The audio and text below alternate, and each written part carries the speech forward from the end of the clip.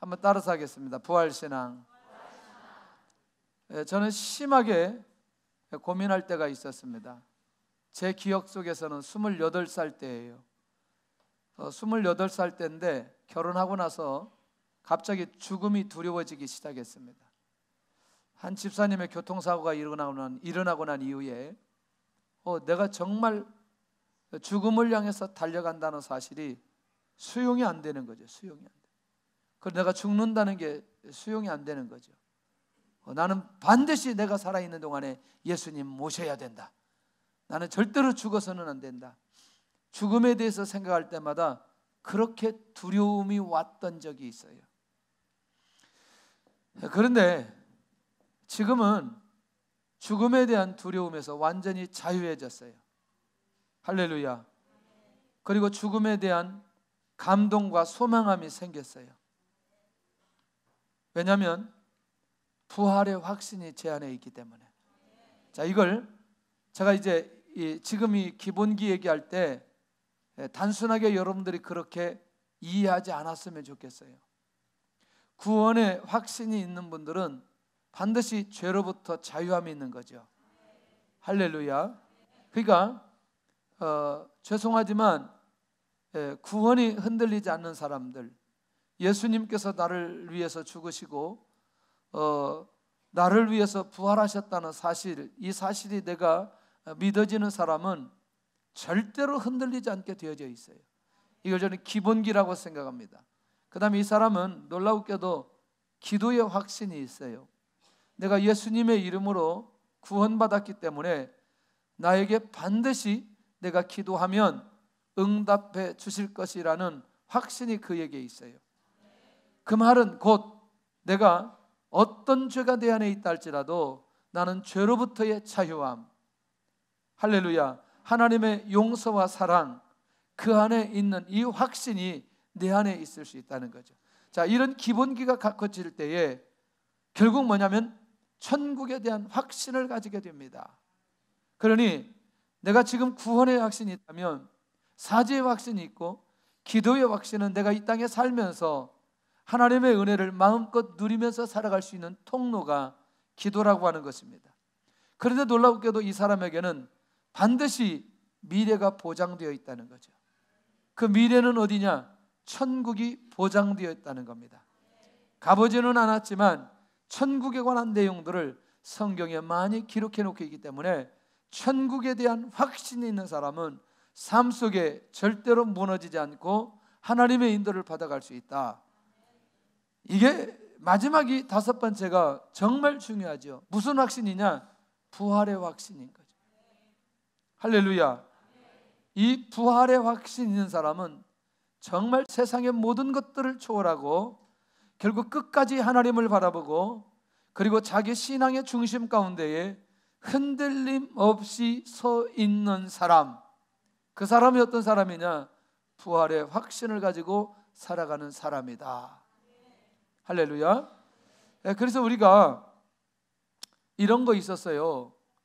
지난번에도 여러분들 말씀드렸듯이 그때 다미 선교회가 예수님 오신다고 굉장히 난리를 친 적이 있는데 놀라우게도 그 예수님의 재림의 신앙과 부활의 신앙을 정리해 볼 때에 부활 신앙을 가진 사람은 지금 내가 이 땅에 있는 동안에 누가 오셔도 예수님 오셔도 너무너무 감격스럽고 내가 예수님 믿고 죽음을 맞이한다 할지라도 내 안에 이 부활의 역사가 일어난다는 확신이 있으면 결국 이 땅에 주님이 오시든 혹은 내가 예수 그리스도를 믿고 죽음의 현장에 가든 그게 문제가 되지 않는다는 거죠. 어느 것도 부담되지 않는다는 거죠. 그러니 이 확신이라는 게 얼마나 중요한지 몰라요. 여러분들 죄송하지만 삶이 힘들고 삶이 불편하고 삶이 고난스럽고 삶이 답답할 때에 나의 신앙의 기본기, 나의 신앙의 근본으로 돌아가서 내가 구원의 확신이 있는지, 기도의 응답의 확신이 있는지, 사죄의 확신이 있는지, 천국에 대한 확신이 있는지, 부활에 대한 확신이 있는지를 점검해 보면 내가 지금 어느 상태에 있는지를 정확하게 알 수 있습니다. 할렐루야. 할렐루야. 다른 걸 가지고 점검하지 말고 바로 이 부분 가지고 내가 점검하다 보면 이 안에 놀라운 답이 숨겨져 있는 것을 보게 된다는 거죠. 할렐루야. 자, 그런 면에서 이제 오늘 부활에 관한 얘기를 계속해서 좀 나누려고 합니다. 무슨 얘기? 부활에 관한 얘기. 근데 오늘은 왜 이렇게 김장하러들 많이 갔어요? 왜 그 많은 날을 놓아두고 생각했어요. 수요일까지 집회 참석하고 어제 김장 거시기 하고 그 숨 죽이는 거 뭐예요? 절이고 오늘 김장 담는구나 그렇게 생각하다가 갑자기 저한테 떠오른 게 있어요. 어젯밤에 전주대학교 가가지고 그 예배 인도하고 9시 반, 한 10시 정도 끝나고 끝나기 전에 얘들이 목사님 고기 사줘요? 이 질문에 고기를 먹을 수밖에 없었어요. 왜냐하면 얘들이 나만 보면 고기 사러 왔구나 이렇게 생각하기 때문에 가서 고기를 먹고 새벽에 왔어요. 나는 사실은 새벽에 새벽 기도 나오려고 일어나려고 준비를 다 하고 설교 준비도 하고 잤는데 눈을 떠보니까 8시예요. 이 아쉬움, 이 안타까움. 그래서 오늘 이렇게 김장을 왜 많이 했는가 봤더니 오늘 내가 새벽에 우리 성도들 놓고 기도를 많이 한 거로 김장하는 사람들이 많이 있다는 사실을 제가 깨닫기 시작했어요. 그래서 웬만해서는 제가 금요일 날 새벽 예배 쉬는 법이 없는데 이렇게 새벽 예배 쉬면 자꾸 뭐 김장한다, 뭐 무슨 볼 일이 있다, 뭐 그러는데 하여튼 금요일 날 제가 꼭 새벽 예배 할 수 있도록 그렇게 기도해 주시기를 바랍니다. 한번 제가 9, 10, 10일 오는 동안에 아마 오늘 새벽 예배 처음 빠졌지 않았느냐 생각이 들어요. 예, 여러분들도 안타까웠지만 나도 굉장히 안타까웠어요. 어떤 분은 전화 왔대요. 목사님이 말씀을 안 올린다고 지금 무슨 일이 생겼나 보다고. 나 그때 자는 중이었어요. 일어날 수가 없었어요. 일어나 보니까 8시. 그때부터 열심히 올렸어요. 자, 어쨌거나 오늘 우리가 하나님의 말씀 앞에 집중하면서 부활의 실제는 무엇인가? 자, 이제 부활에 대해서 총체적으로 살펴볼 필요 있는 내용이 뭐냐면 일단 부활의 역사가 일어나려면 예수님 어떻게 해야 돼요? 죽으셔야 된다는 거죠. 그러니까 예수님께서 모든 사람들이 증인이 있지 않아요. 십자가에서 뭐 하셨다? 자, 이건 성경을 좀 보고 실제 사건이 있기 때문에 성경을 확인하면서 그 다음에 몇 가지 좀 나갈 필요가 있다는 거죠. 자, 마태복음 27장 50절 한번 보겠습니다.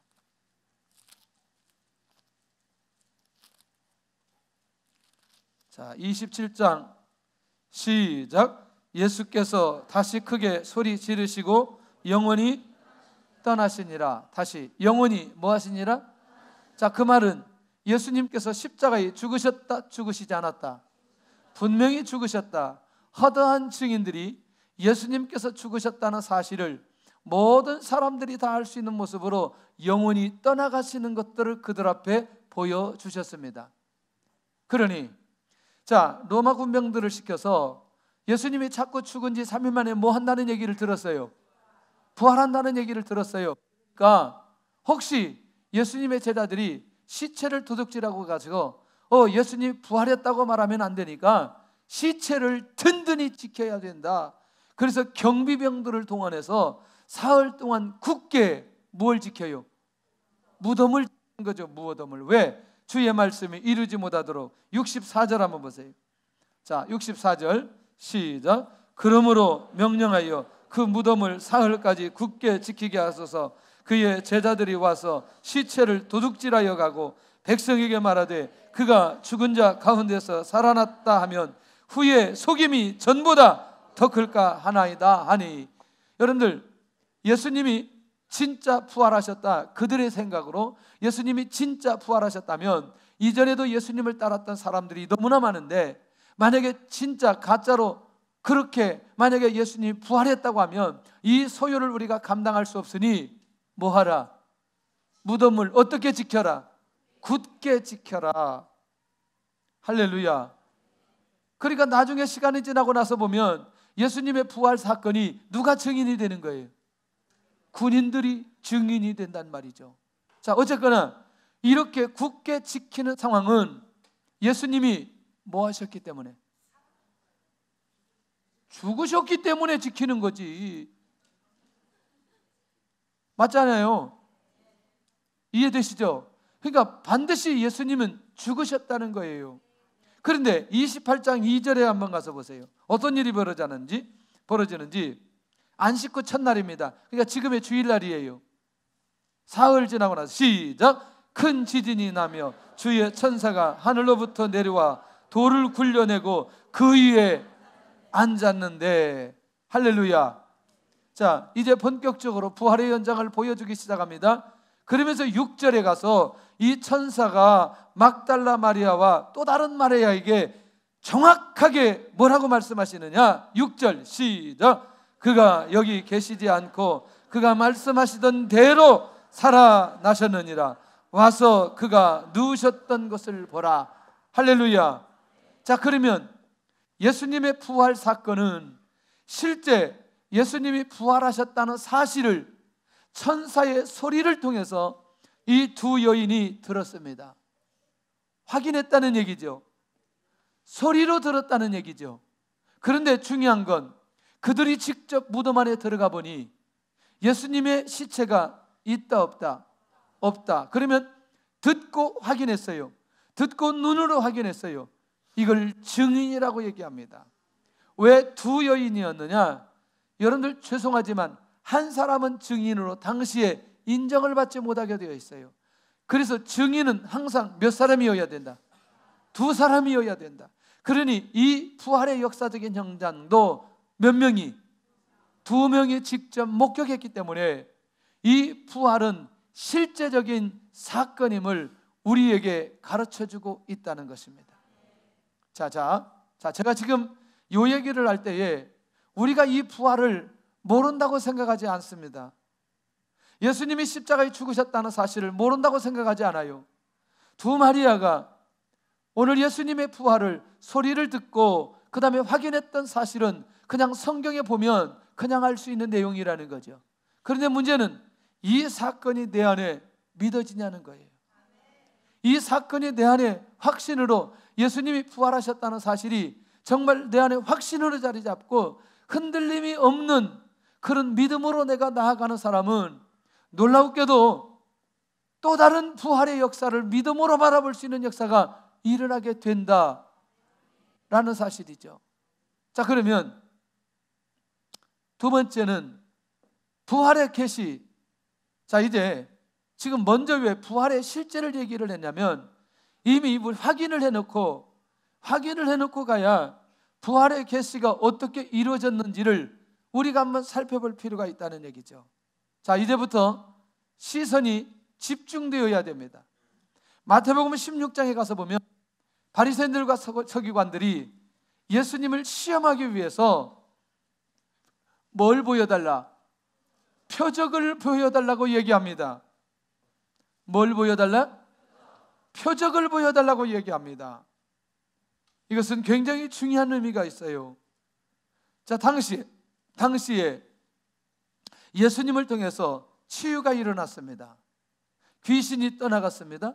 죽은 자가 살아났습니다. 소경이 눈을 떴어요. 할렐루야. 자, 병든 자에게 손을 얹으면 모든 병자들이 다 치유가 되어지는 상황에서 주님께서 이들이 원하는 요구대로 뭘 보여주실 수 있어요? 표적을 보여주실 수 있어요. 놀랍습니다. 이들이 하늘로 오는 표적을 구합니다. 예수님이 하나님으로부터 왔다면 분명히 표적이 있을 건데 그 표적을 내어놓으라고 얘기합니다. 자, 이제 본질의 문제를 놓쳐서는 안 된다는 거죠. 왜? 주님을 뭐 하기 위해서? 주님을 믿도록 하기 위해서가 아니고 시험하기 위해서란 말이죠.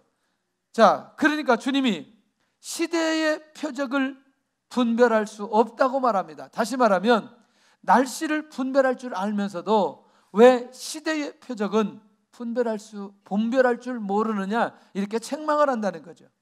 자, 사실은 이들이 예수님을 믿고 또 예수님을 따르도록 하기 위해서 주님 앞에 표적을 구했다면 예수님께서 그렇게 접근하지 않으셨을 거라는 거죠. 다시 이 말이 지금의 우리 현대어로 살펴볼 필요가 있다는 거죠. 그게 뭐냐면 예수님이 진짜 능력이 있다면 나에게 그 능력을 보여주셔서 주님이 하늘로부터 왔다는 사실을 나에게 보여주시옵소서. 놀라우게도 이렇게 기도를 하는데 그 사람 앞에 아무런 일이 안 일어나는 거죠. 아무런 일이 안 일어나는 거죠. 왜? 이 사건이 일어나면 자기가 하나님을 믿으려고 하는 것도 있지만 중요한 건 옳고 그름에 대한 예수님이 메시아인지 아닌지 불멸하려고 하는 그 사람들에게는 죄송하지만 이런 놀라운 표적들이 제한되어지고 그들에게는 보여지지 않는다는 사실입니다.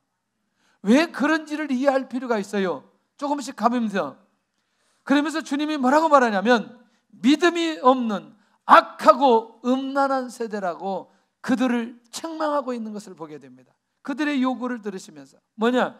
영적인 상태를 분명하게 진단하시고 지금 이들 안에 무엇이 없다? 예수님을 향한 무엇이 없다? 믿음이 없다. 이렇게 책망하십니다. 저는 이 지금 16장 이거 1절에서 4절 이건 한 가지만 가져도 우리가 끊임없이 정리할 필요가 있어요. 끊임없이 정리할 필요가 있어요. 다시 말하면 예수님이 하나님으로부터 보냄을 받았다는 사실을 사람들에게 밝혀줄 수 있는 방법이 수백 가지, 수천 가지가 있어요. 이들 앞에 보여줄 수 있는 게 수천 가지가 있다는 거죠. 그런데 그것은 이 사람들에게 의미가 없다는 거죠. 뭐냐? 예수님이 이들에게 보여줄 것은 내가 메시아라는 사실이에요. 구약에 약속된 메시아라는 사실이에요. 능력을 보여주는 게 목적이 아니고 표적을 보여주는 게 목적이 아니라 이들이 내가 구약에 약속된 창세기 3장 15절부터 구약 전체 흘러오는 그 메시아 언약을 성취하기 위해서 내가 이 땅에 온 그리스도라는 사실을 그들에게 보여주고 싶고 그들이 그것을 믿고 싶도록 원하는 게 주님의 의도와 주님의 뜻이라는 거예요. 그러니 그런 사람들에게는 죄송하지만 이 모든 표적들이 제한되어졌다는 사실을 기억해야 된다는 거죠. 우리가 무엇을 믿고 어떤 결과가 우리에게 와야 되느냐라고 하는 그 시점에 주님께서는 그들의 강력한 믿음이 없는 것을 책망하고 음란한 세대라고 그들을 책망하고 있는 것을 기억해야 될 필요가 있다. 그러니 주님께서 이때 뭐라고 말씀하시느냐? 요나의 표적 외에는 보여줄 표적이 없다는 거예요. 갑자기 요나의 표적이 나오는 거죠. 우리 기억 속에 요나는 어떤 사람이에요? 요나 할 때 불순종의 대명사 아니? 그렇죠. 그런데 요나의 표적을 얘기하고 있다는 거죠. 다른 표적을 얘기하지 않고 아무것도 말씀하시지 않고 내가 요나의 표적 외에는 보여줄 표적이 없다고 주님이 선언하고 있습니다. 자, 이제 이건 마태복음 16장 4절을 같이 보고 그 다음에 이제 우리가 하나씩 점검해 봐야 됩니다. 자, 마태복음 16장 4절 같이 봐야 됩니다. 시작. 악하고 음란한 세대가 표적을 구하나 요나의 표적밖에는 보여줄 표적이 없느니라 하시고 그들을 떠나가시니라. 아멘. 할렐루야. 무슨 표적이 외에는? 요나의 표적이 외에는 보여줄 표적이 없다.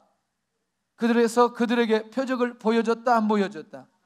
안 보여줬다. 그 말은 영적으로 깨어있는 사람이라면 요나의 표적 얘기할 때에 빨리 알아차려야 된다는 겁니다. 왜? 이분이 누구라는 사실을, 메시아라는 사실을 확실하게 빨리 알아야 된다는 거죠. 놀라우게도 이제 부활의 계시한 얘기를, 부활의 계시가 어떻게 이루어지는지 한 사람의 사건을 통해서 주님은 부활의 계시를 이 땅에 있는 많은 사람들에게 미리 보여주셨다는 거죠. 우리가 잘 아는 대로 요나는 어이구 니느웨 성에 가야 되는데 어디로 가요? 다시스로 도망갑니다. 다시스로 도망가다가 뭘 만나요? 풍랑을 만납니다. 그것도 어렵지 않아요. 자, 풍랑 만나서 도대체 어디에 있을 수 없어요? 뱀이창에 잠을 자다가 사람들에 의해서 깨움을 당하고, 그리고 제비를 뽑는데 뽑아보니까 누가 걸렸어요? 요나예요. 그러니까 요나가 실토하는 거죠. 내가 하나님 앞에 순종해야 되는데 순종하지 않음으로 인해서 이 풍랑이 왔다는 사실을 사람들에게 말하고 나를 던지라. 그러면 풍랑이 그칠 것이다. 놀라운 사건 아니에요. 그런데 놀랍게도 이때 하나님께서 큰 물고기를 준비해 놓으시고, 이야, 그렇게 요나가 떨어지자마자 물고기는 바로 요나를 받아서 먹어버립니다. 이 타이밍 얼마나 절묘한지. 서커스도 이런 서커스가 없는 거죠. 저는 서커스를 매우 좋아합니다. 왜 그러냐면 이 타이밍을 너무너무 잘 맞추기 때문에. 서커스 보셨어요? 보셨어요?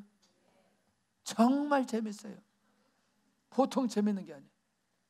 그래서 좀 약간 하수들은 밑에 그물을 쳐요. 왜? 떨어질까 봐.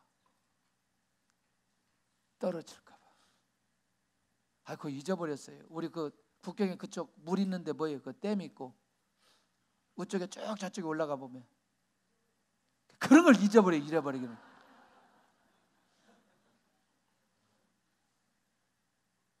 댐을 막아놓고요, 산 이쪽에서 이쪽 끝에 선 하나 딱 이어놓고, 응?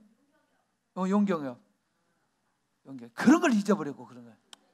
북경이 산 지가 얼마나 됐는데 그런 걸 잊어요. 용경이요. 이쪽에서 끈을 딱 연결해 놓고 그 위에 자전거 타는 거예요.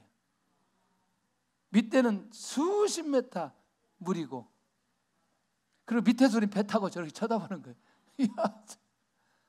와, 안 떨어져요. 여러분들 한번 생각해 보세요.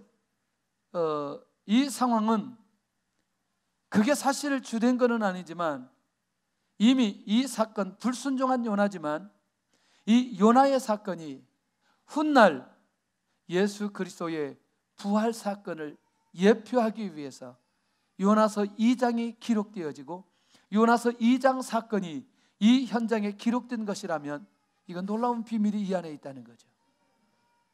여러분 한번 생각해 보세요. 정상적인 사람이 물고기 뱃속에 들어가서 3일 동안 견딘다는 건 상상할 수 없는 일이에요.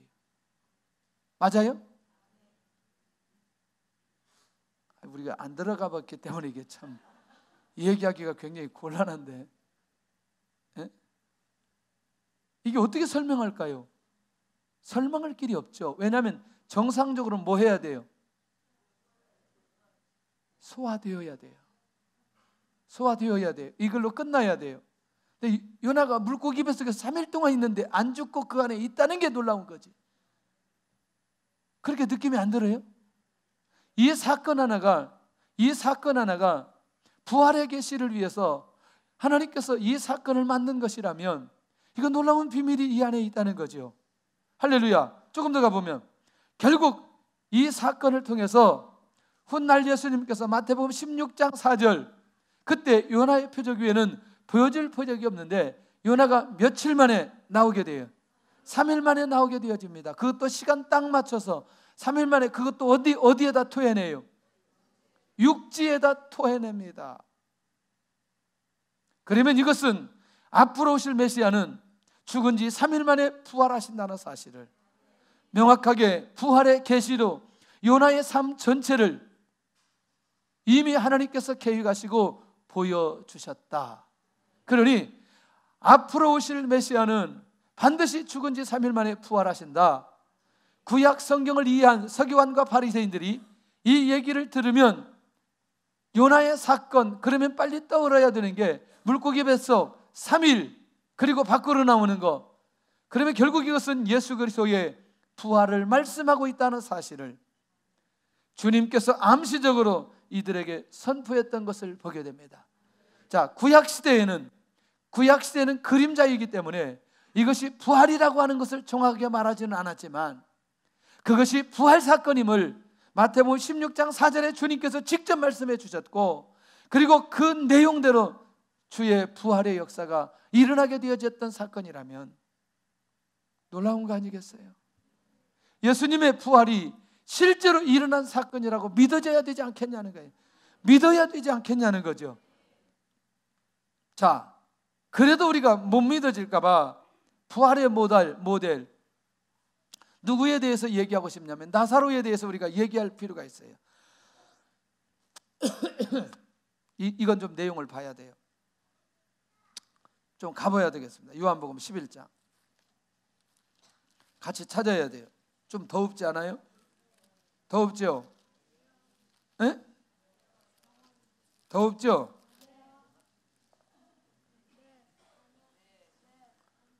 예. 자,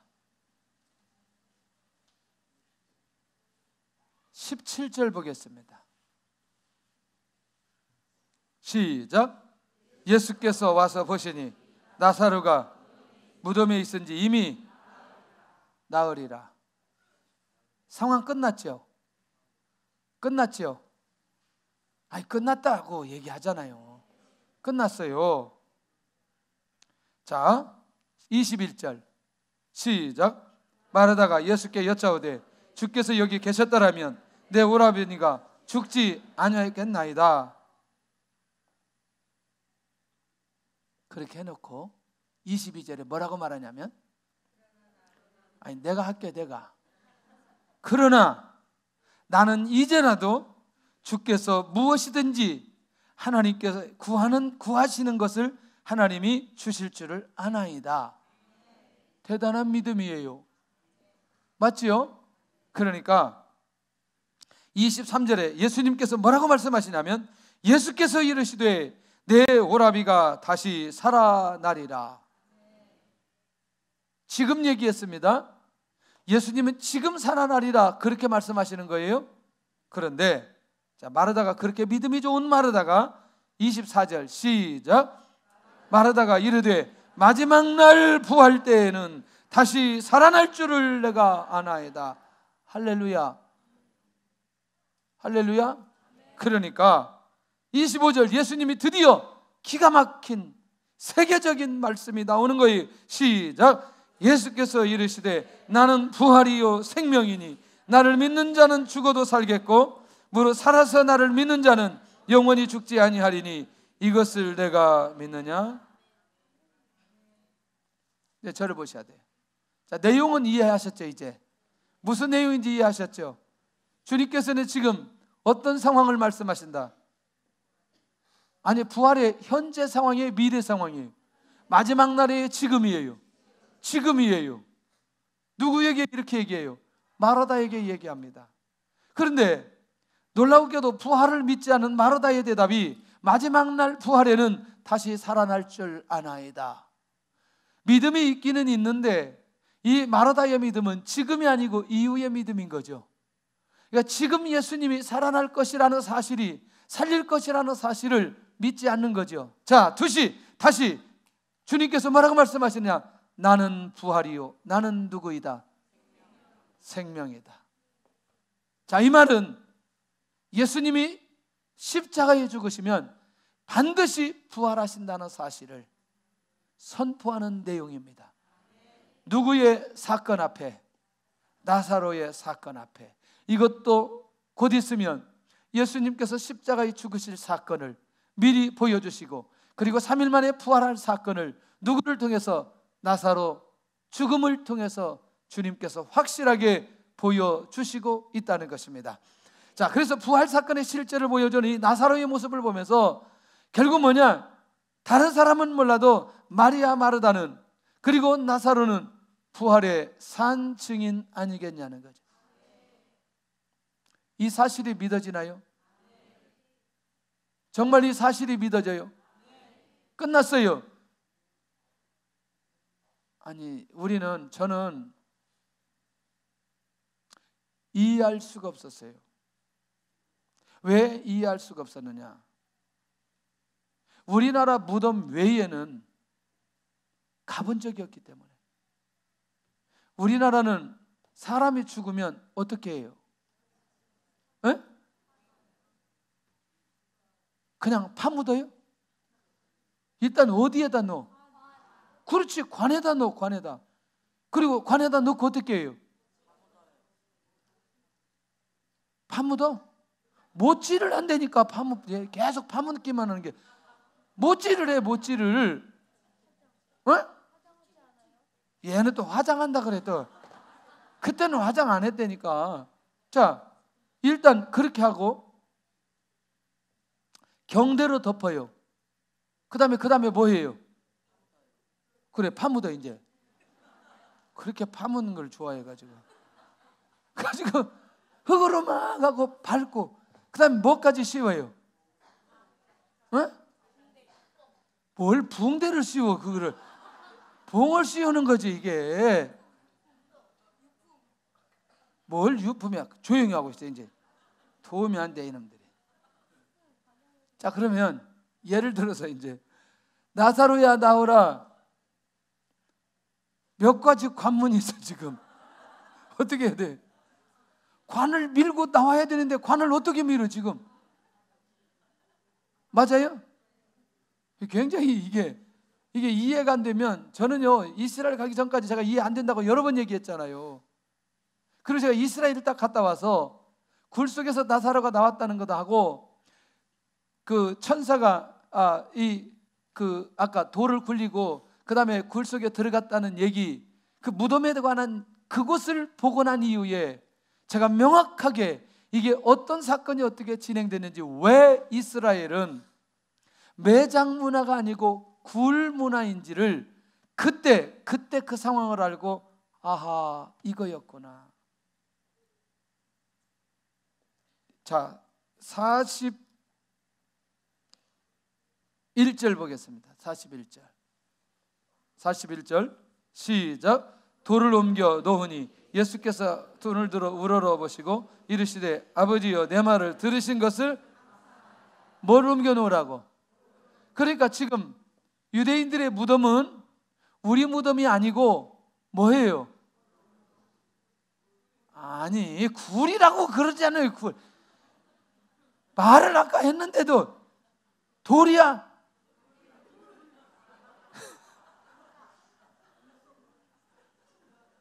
굴이니까 뭘로 막았어요? 그렇지, 돌. 살살 얘기해. 돌로 막았어요. 그러니까 예수님이 그 나사로를 살려야 되는데 뭘 옮겨야 돼? 살살 얘기하라니까. 그리고 그 예수님의 무덤도 무엇이 옮겨지고 나느니, 이 사실이 여러분들이 직접 현장에 가서 보면 이해될 것입니다. 그러니까 사실은 다른 거는 문제가 되지 않는 거죠. 아까 제가 어렸을 때 생각했던 우리의 매장 문화로 이해해서는 안 된다는 얘기죠. 그러니까 그때는 이제 어렸을 때 잘 몰랐을 때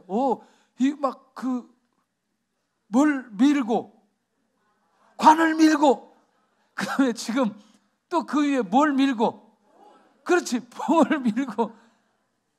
이게 도대체 이해가 안 되는 거죠. 어떻게 이게 가능할까? 이게 나사로가 일어났는데 이게 가능할까?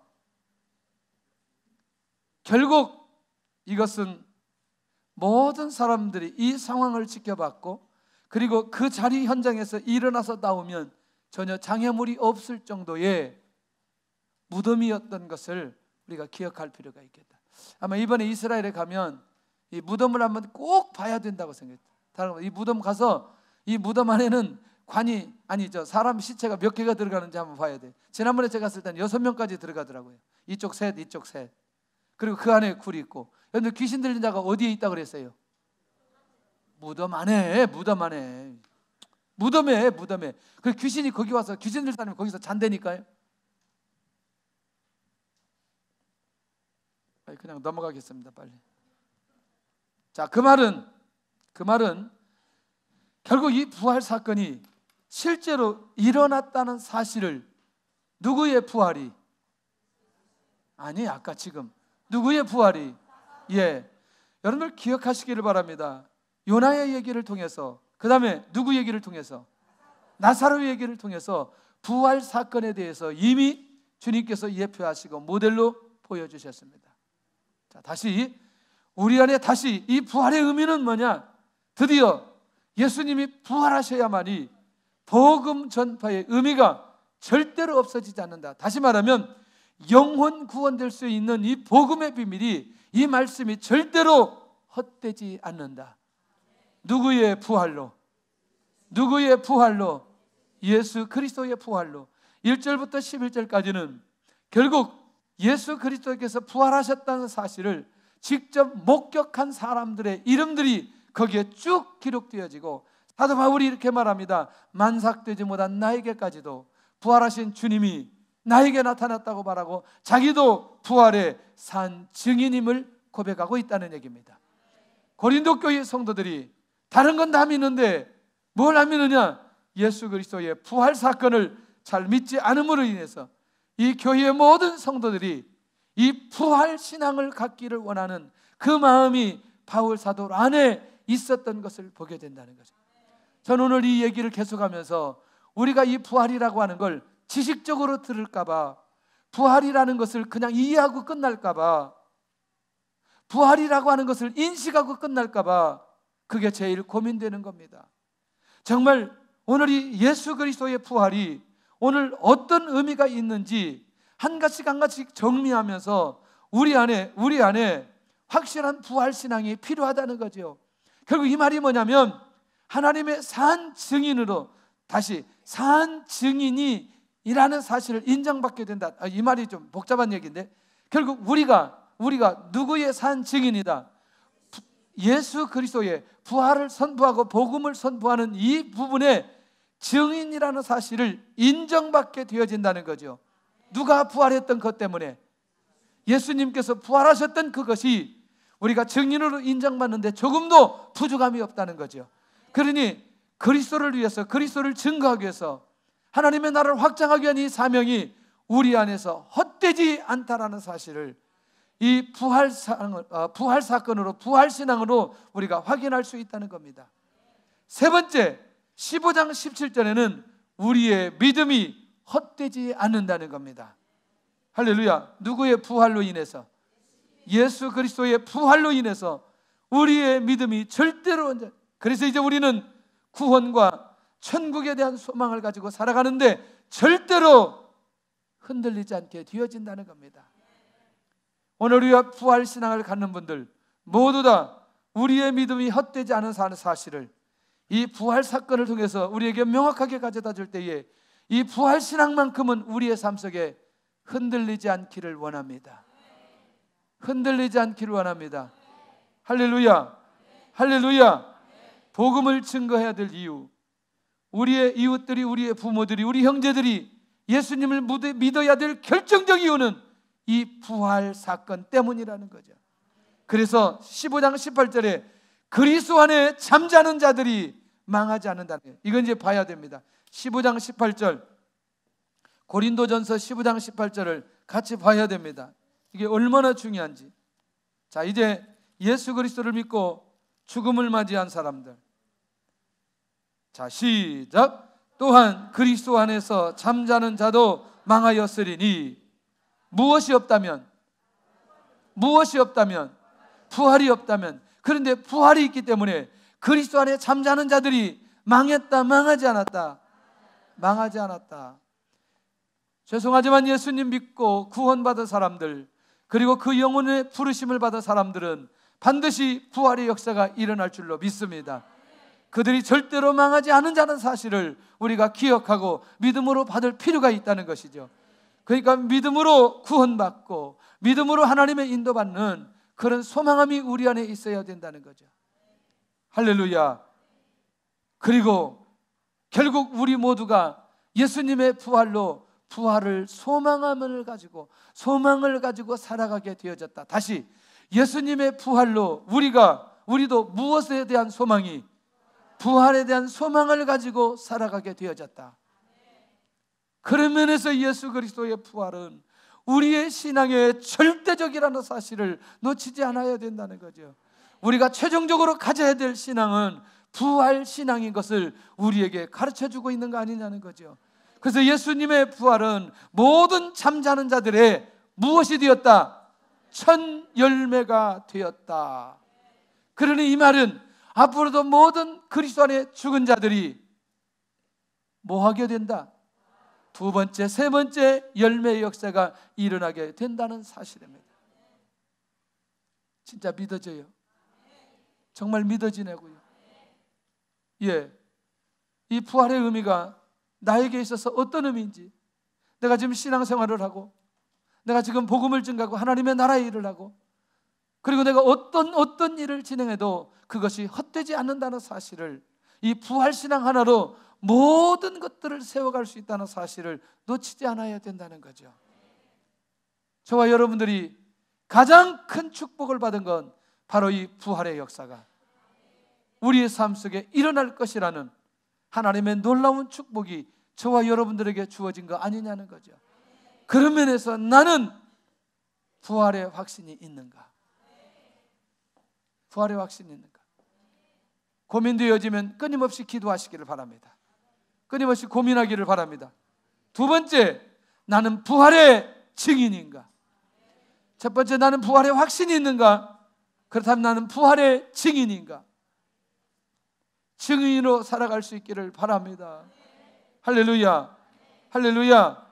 그렇다면 세 번째, 나는 부활의 소망을 가지고 있는가? 나는 어떤 소망? 부활의 소망을 가지고 있는가? 시간이 지나가면서 언젠가는 이 부활 신앙 앞에, 이 부활 앞에 내가 맞닥뜨릴 때가 있을 겁니다. 정말입니다. 지금 우리가 우리의 신앙을 견고하게 세울 수 있기를 바랍니다. 그리고 정말 예수님 믿지 않는 자들을 바라보며, 예수님을 믿는 사람들을 바라보며 여기에 경계선이 어디에 있는지, 예수님을 믿고 안 믿고에 대한 결정적인 비결이, 그 결과가 어떻게 나타나는지 이 경계선을 분명하게 살펴보고 우리가 정확하게 이 복음을 선포할 필요가 있다는 것이죠. 주변에 연로하신 분들이 계시다면 빨리 복음을 증거하시기를 바랍니다. 그리고 예수님을 영접하고 구원받는 하나님의 자녀가 되도록, 할렐루야, 이 일에 게으리하지 않기를 바랍니다. 이후로 시간이 지나가면서 우리에게 이런 놀라운 감격적인 응답들을 주실 줄로 믿습니다.